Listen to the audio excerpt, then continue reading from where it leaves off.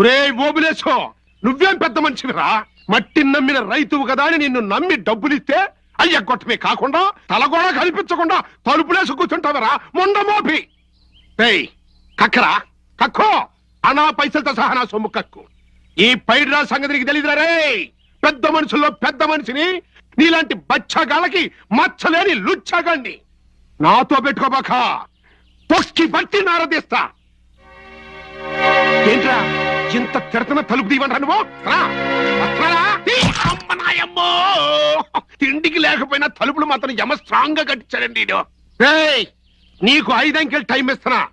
మర్యాదగా సొమ్ము తీసుకొచ్చి నా చేతిలో పెట్టు, లేకపోతే నీ కొంపకి నిప్పెడతా. అందరూ వినండి. 1 2 3 కృష్ణాయుడు 4 అగ్గిపెట్టి. ఈ విషయం మన దొరబాబుకి ఎవరన్నా చెప్పుంటారంటావా? కరువు వచ్చినప్పుడు దేవుడు, కష్టం వచ్చినప్పుడు దొరబాబేరా మనకు.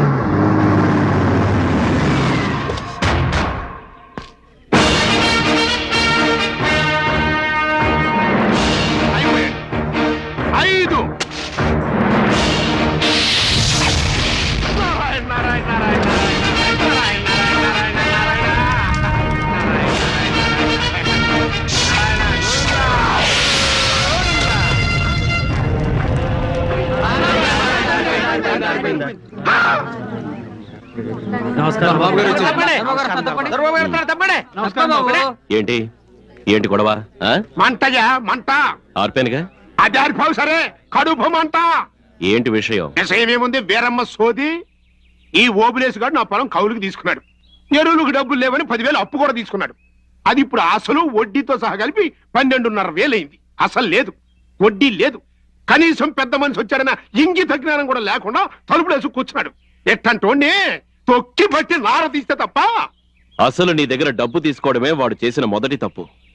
ఇలా మొహం చాటేసుకుని కొంపలో దాక్కోవడం వాడు చేసిన రెండో తప్పు. నేను అడిగింది తప్పు లిస్టు కాదు. మూసుకో, నేను మాట్లాడతానన్నానుగా. ఓబ్లేస్ ఓబ్లేస్ తలుపుతే. ఇదిగో దొరబాబు వచ్చాను, తలుపుతే. నమస్కారం దొరబాబు. ఏంట్రా కంటన్నర నుంచి నేను కుక్కలా మొరుగుతున్నాను, నక్కలా కోస్తున్నాను, పైగా కొంపకి నిప్పెట్టాను. సొయ్యి సై లేదు. దొరబాబు గారు రాగానే మాత్రం పట్టక్కని తలుపు తీశావు. అసలు నిన్ను తొక్కి మూసుకో, నువ్వు వెళ్ళు. దిగో. వచ్చావా? పెద్ద పుడింగ్లా ఊపుకుంటాడు. అప్పుడు దొరబాబు గారు మాట్లాడుతున్నారు కదా. సర్లేవా నీ ఎగసగలాపు. అప్పు చేసి దాక్కుంటావా? నువ్వు రైతనవరా? ఈ దుండు పొలానికి వెళితే తల మీద ఉండాలి, 10 మందిలోకి వెళితే భుజం మీద ఉండాలి. అంతేగాని ఇలా తప్పు చేసిన వాళ్ళ నడుం కొట్టకూడదు. అప్పు చేయడం తప్పు కాదమ్మా, కానీ దాన్ని ఎగ్గొట్టడమే తప్పు. అడగడానికి వస్తే ఇలా దొంగల ఇంట్లో దాక్కోవడం ఇంకా ఇంకా తప్పు. ఎందుకురా ఈ వెధవ బ్రతుకు? దొరబాబు నన్ను చంపే, దొరబాబు నన్ను చంపే. దేవుళ్ళ అంటే నీ కాళ్ళ మాట పట్టం కంటే నీ కాళ్ళ కడపడి చచ్చిపోవటం మేలు దొరబాబు. ఏంటి చేసినప్పు తీరుద్దాం అనుకున్నారు. వేసిన పత్తి పట్టు మొత్తం చీడబట్టి బూడిదైపోయింది బాబు. నోటి కాడ కూడిపోయినా మాట పోకూడదని దాని మెళ్ళలో తాళిబొట్టు, చేతి గాజులు, పిల్లదాని చెవు కమ్మలు మొత్తం అమ్మేసి సొమ్ము తీసుకురమ్మని బావమద్రి పట్టం పంపిస్తే పోయినోడు తిరిగి రాలేదు బాబు. వాడు చేసిన మోసానికి మేము వీధులు పడ్డాం దొరబాబు. అప్పు కట్టలేము, తప్పు కాయలేము, ఎటు తోచగా మేము చచ్చిపోవాలనుకుంటున్నాం బాబు.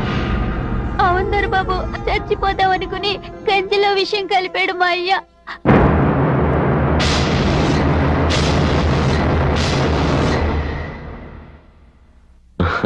రే పిచ్చోడా, చావే సమస్యకి పరిష్కారం అయితే ఈ ప్రపంచం ఎప్పుడో శ్మశానం అయ్యేదిరా. కష్టమో నష్టమో ఎదురీదాలి, కలో గొంజో తాగి బతకాలి, బాగుపడాలి. అంతేగాని చచ్చేం సాధిస్తావరా బూడిదా? అదిగా దొరబాబు. ఇదిగో నువ్వు ఇంకేం మాట్లాడకు. వడ్డీతో కలిపి మొత్తం 12,500 కదూ. వడ్డీ తర్వాత చూద్దాం. ముందు ఈ 10,000 అసలు తీసుకెళ్లి వాడి మొహం మీద కొట్టాయి. ఇదిగో నువ్వేం చేస్తావో నాకు అనవసరం. ఆ పైడ్రాజు డబ్బు మాత్రం నువ్వు క్షణాల్లో ఇచ్చేయాలి. ఏంటి ఇచ్చేది? 2.5 గంటల నుంచి ఎక్కడ, 2.5 నెలల నుంచి ఎక్కడ కనపడితే అక్కడ ఇదే మాట అడుగుతున్నా. నాకు దిక్కు లేదు. ఇప్పుడు నువ్వు వచ్చి సింగిల్ టైంలో ఇచ్చేయి అంటే ఇచ్చేస్తారా? 10,000. ఏంట్రా గేదెలో నేను అరుస్తుంటే రాని డబ్బు దొరబాబు ఇచ్చేయి అనగానే పుట్టుకొచ్చేసిందా? నువ్వు ఎదకొచ్చిన గేదేవు కదా. ఎవరది? ఎవరో మాట మాట్లాడింది. చంపేస్తాను. తిన్నంతలో 10 లాగా వాగేస్తారా? మనిషి గేదెలో ఉంటే మాత్రం ఎదకొచ్చారు కదా, పిల్లలకి వచ్చారు కదా. అర్థమైంది. అంత ఎడ మనిషి చెప్పక్కర్లా. పదండి. పదండి. ఆగో అసలు గట్టిచ్చావు మరి వడ్డీ వడ్డీ ఈసారిగా గడ్డి తింటాం మానే. వాళ్ళు కష్టాల్లో ఉన్నారు. గోదారి కష్టాల్లో ఉన్నాడని దేవుడు అభిషేకం మానేస్తాడా? అదేం కుదరదయ్యా, వడ్డీ కట్టాల్సిందే. ఆ మాట అనుకు బాబు. నేను కష్టాలు పాలైంది మీ పొలం కౌలు తీసుకోబట్టి. వద్దు, ఫ్లాష్ బ్యాకులు వద్దు, వడ్డీ కట్టాల్సిందే. కట్టకపోతే తొక్కి బట్టి నారదేస్తా. ఎవండి? అన్ని ఆడితో పాటు నిన్ను. వడ్డీ ఇచ్చేశారు. పైడి రాజు, నీ పొలం కవులకు తీసుకున్న ఓబులేసు అక్కడ పత్తి వేయడం వల్ల మొత్తం నాశనం అయిపోయాడు. అయినా సరే నీ దగ్గర ఎరువుల కోసం తీసుకున్న అప్పు తీర్చాల్సిందే. కాబట్టి నీకు అప్పుగా ఇవ్వాల్సిన 10,000 రూపాయలు తీర్చేశాడు. ఇక వడ్డీ కింద 2,500 అంటావా? నీ పొలం వల్లే దెబ్బతిన్నాడు కనుక ఆ వడ్డీని పంచాయతీ కొట్టేస్తుంది. అట్టాగే నువ్వు ఈ రోజు ఇంత మందిని మోసం చేయడానికి దొంగ సాక్ష్యాలు తీసుకొచ్చినందుకు గాను మధ్యాహ్నం 1 గంట దాకా ఇక్కడే ఎండలో నిలబడవలసిందిగా నీకు శిక్ష విధిస్తున్నాను. మరి దొరబాబుకి ఏం చేస్తారో చెప్పండి. అక్కడ గాని తేడా వచ్చిందంటే తొక్కి బట్టి నార చేస్తా. ఏయ్! బాబు నువ్వు ఆగు. ఒరేయ్, నీతో చెప్పించుకునే పరిస్థితి నాకొస్తే నీ చెప్పుతో కొట్టుకుంటాను. నోరు మూసుకో. దొరబాబు, ఉమ్, ఏది ఏమైనా సరే ఒక పెద్ద మనిషి, అందులోను పాత ప్రెసిడెంట్, అతను ఎట్టాంటి ఎదవైనా సరే 10 మందిలో చేయి చాచి కొట్టడం తప్పే. కనుక నీకు 500 రూపాయలు జరిమానా విధిస్తున్నాను.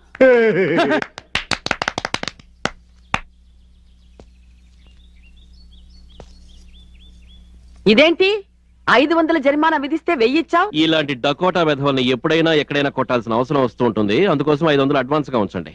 ఏయ్, నన్ను డక్కొట్టంటావా? నిన్ను ఇక్కడే ఇప్పుడే తొక్కి బట్టి నార తీస్తా. 500 చెల్లో. నాకు వద్దని చెప్పాను కదా. ఒరేయ్ నానా, నీకు కోపం వస్తే తిట్టు, తీరకపోతే కొట్టు, అంతేగాని అన్నం మీద మాత్రం అలకమాకరా. ఈ ముసలిది తట్టుకోలేదు. ఒక్క మెత కూడా ముట్టుకోను, లేకపోతే నాకు 10 మందిలో ఫైన్ వేస్తావా? తప్పు చేస్తే తప్పదు కదయ్యా. ఏమిటి నేను చేసిన తప్పు? వాడు నోటుకొచ్చాడు వాగుతూ ఉంటే కంట్రోల్ చేశాను. ఆ పైడిరాజు గారు చేసే వెధవ పనులు కట్ చేయడానికే కదే వాడి నుంచి నిన్నెక్కించారు. ఒట్టి ప్రారంభమై నిన్ను ప్రెసిడెంట్ ప్రారంభం చేశాను. ఎవడిచ్చాడా నీకు ఇంత గొప్ప పోస్టు? నీ మొగుడిచ్చాడా లేక నీ కొడుకిచ్చాడా? నువ్వే ఇచ్చావులేరా. నా బంగారు కొండవి కదూ, నా రత్నాల రాసివి కదూ. ఇదిగో కాకా పట్టకు. నీ కాళ్ళు కూడా పడతాను. నాకంటూ ఉన్నది నువ్వు, నీ కోసం బతుకుతుంది నేను. కూర్చో బాబు, అన్నం తిందు గాని. కూర్చో బాబు, కూర్చో.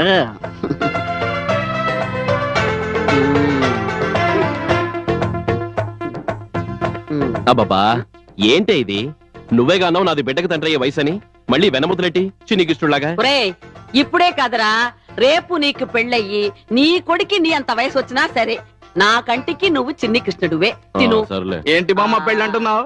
దొరబాబుకి సంబంధం ఏదైనా ఓకే చేశాడా మన సత్తిపండు గాడు? వాడు ఓకే అంటే జరిగిపోద్దేంటి పెళ్లి? ఎన్ని చూడాలి.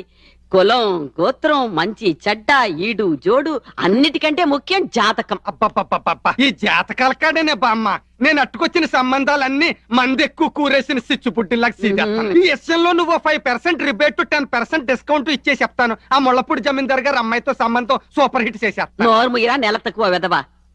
జాతకాల్లో తేడా వస్తే జీవితాలే నాశనమైపోతాయిరా.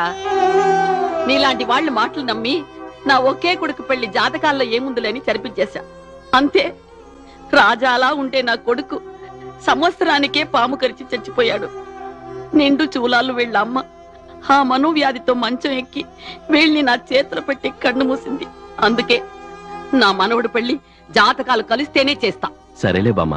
రే సత్తిపండు, అసలు నువ్వు నా పెళ్లి పని మానేసి వెళ్ళి వేరేదైనా పని చూసుకో. నీకే ఆకాశం అంత ఆస్తి భూదేవంత బామ్మ. నాకేముంది? జేబుకి బొక్క, గుడిసెలో సత్తు గిన్నెలు, సంచిలో గంటల పంచాంగం, పెళ్లికా 6 చెల్లెళ్ళు.